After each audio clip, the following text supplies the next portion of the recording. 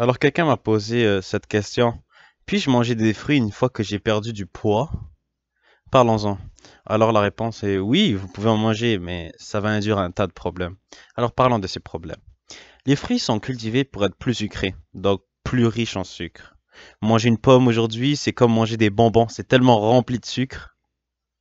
Il y a longtemps, les fruits n'étaient pas si sucrés, ils étaient en fait aigres.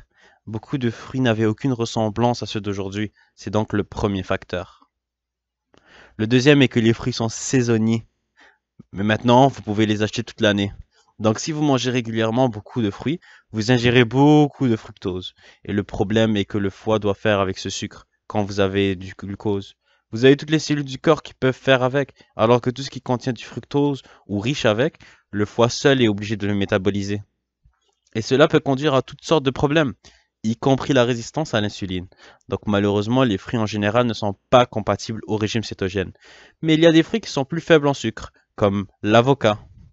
Certains le considèrent comme un légume, mais en fait, c'est un fruit. Je crois qu'il ne contient aucun sucre, mais des glucides, ces fibres bien évidemment. Le citron vert et jaune sont bons. Vous pouvez en consommer autant que vous voulez, mais bien sûr, vous n'allez probablement pas le faire car ce n'est pas le fruit que vous imaginez. La noix de coco, qui est considérée comme un fruit très faible en glucides.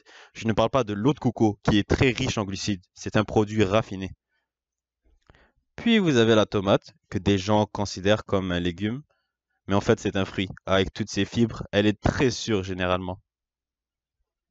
C'est bon pour les grenades aussi, tant que vous ne faites pas le jus de grenade, qui est concentré en glucides. La carambole a un faible indice glycémique, ainsi que les baies. Ouais, les baies. Les framboises sont les meilleures. Et puis vous avez les mûres, les fraises et les myrtilles. Une petite quantité de baies est tout à fait correcte.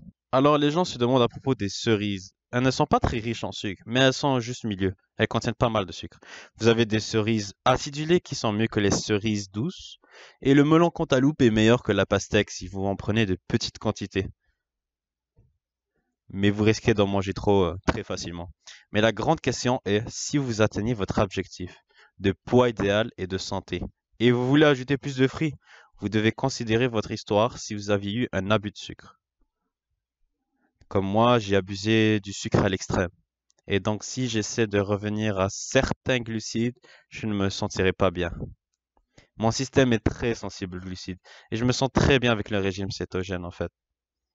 Supposons par exemple que vous n'avez pas abusé du sucre et vous n'avez pas été élevé sur le sucre et vous n'avez pas la résistance à l'insuline et vous avez un métabolisme rapide et vous n'avez pas un problème de poids ou de santé, vous pourriez probablement consommer plus de fruits que la plupart des gens. Alors allez-y et testez-le par vous-même et voyez comment vous réagissez. L'essentiel est que vous devez savoir toutes ces informations pour pouvoir penser et juger par vous-même. Au lieu d'adopter l'approche suivante, suivre à la lettre un livre de recettes où vous suivez rigidement la recette exacte que vous devez la faire exactement de cette façon, mais vous ne comprenez pas vraiment pourquoi. Testez-le par vous-même. Donc merci d'avoir regardé la vidéo, je vous verrai dans la prochaine vidéo.